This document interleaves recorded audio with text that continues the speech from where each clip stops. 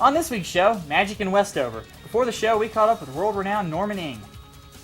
Play ball! The Lynchburg Hillcats are back in action for another year. We sit down with Ronnie Roberts at the ballpark. We'll also have a recap of Dr. Peter Raven's Senior Symposium lecture. Also, in quick briefs, we will mark the 4-year anniversary of the Virginia Tech Massacre. Plus, the Week in Sports with Justin Priputin, and break out the suntan LC. Will has a forecast that will impress. The news is next.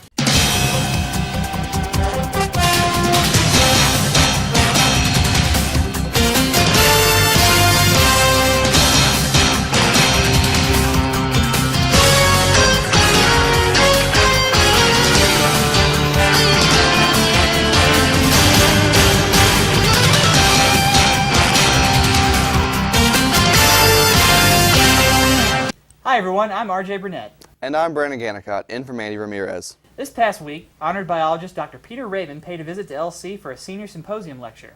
Topics of conversation included what species will survive the 21st century. INLC forecaster Billy Orndorff was at the event and filed this report. Now, if we think about the preservation of biological diversity, we have to think about the world as it is. 50% of the world's population lives on less than $2 a day. 1 in 8 people in the world is malnourished to the point where their brains don't develop properly and their bodies are wasting away all of their lives and they're easy prey to disease. At least 1/6 of the people in the world have no dependable access to fresh water, and half the world's people are deprived of at least one essential nutrient.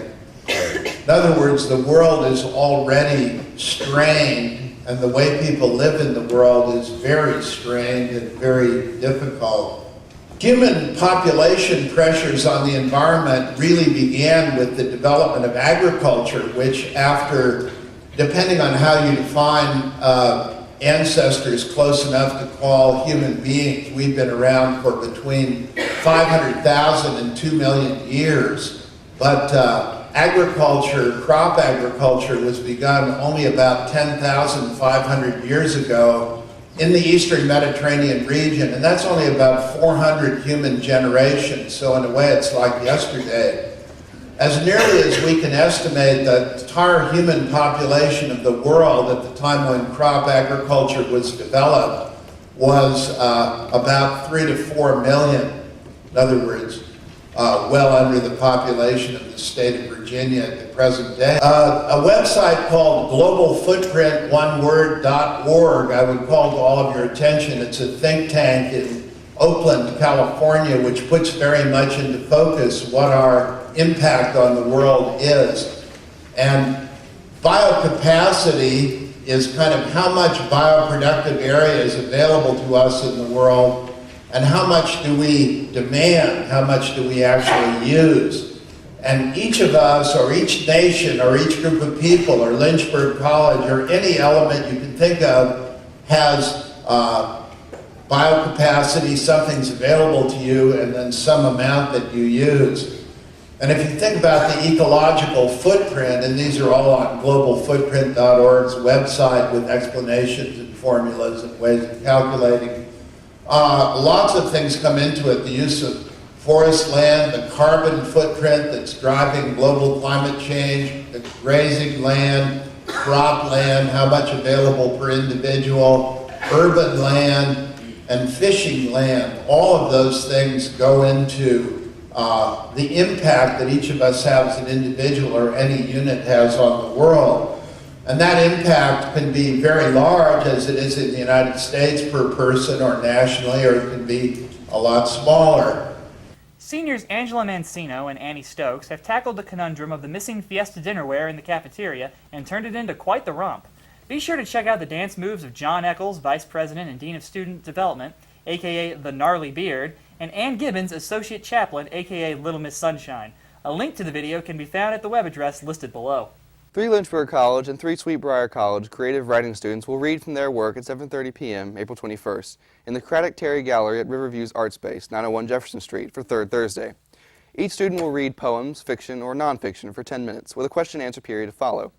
The event is the first joint reading of its kind and is free and open to the public. Brandon, baseball season is now officially here in Lynchburg. That's right, RJ. The Hillcats had their annual home opener on Friday night, April 15th. Earlier this week, Sports Director Justin Priputin sat down with Hillcats Assistant General Manager Ronnie Roberts about the upcoming season, along with some of the incentives on why you should head to the ballpark this year. What are your expectations for the team this season? We're looking for a really good year. We always do, but you never know until they get here. I know we have 8 of the Braves' top 30 prospects starting the year here in Lynchburg, so that seems to bode well for us. And we always plan on having a winning season, but it's my job is to get the fans here in the stadium. So what happens on the field is really not. I don't have much control over that, but I know we got some good talent here, and looking forward to working with the Braves. What, if any, personnel changes have been made for the team? Well, the front office folks, we've got a new radio broadcaster, which had nothing to do with the Braves change, but our longtime radio broadcaster, Scott Bacon, recently got a nice job offer from Longwood University, so he's moved on. We have some new summer interns, but of course on the field, we're now with the Braves, which means a whole new coaching staff, whole new team, everybody we work with. So in that respect, it's all new. But our staff, we just had one major change. And does changing from being in a Reds affiliate to now a Braves affiliate mean anything significant besides the new players and new coaches? Or is there any other aspect that has changed from that? Well, a lot of enthusiasm in the community about getting the Braves. A lot more Braves fans in the area than our Reds fans. And we've had several folks call and drop by and say they hadn't been to a game in a long, long time, but when they heard we were affiliated with the Braves, they're going to come out more.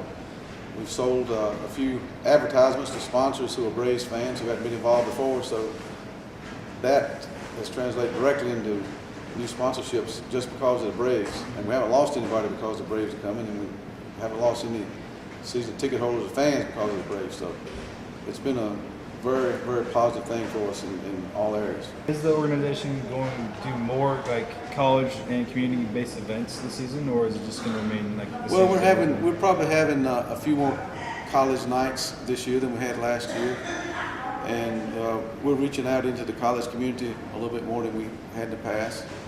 So yeah, to answer your question, we're trying to do more to get the local colleges more involved, and we use a lot of LC and LU students who are sports management majors that work for us during the summer. A lot of our part-time help we recruit from the local colleges. So having LU and LC and Randolph in the area is a big boost to us, not only in attendance, but just providing us manpower with folks to help run the stadium during the season. The fans get into the tomahawk chop thing, and like the Atlanta Braves do. And every Monday night is dollar menu night. You get hot dogs, hamburgers, peanuts, candy bars, pizza for $1. Tuesday night, get in for $2. General admission $2. Wednesday night, win-win Wednesday. If you come to the first Wednesday game, you get a free ticket to the next Wednesday home game.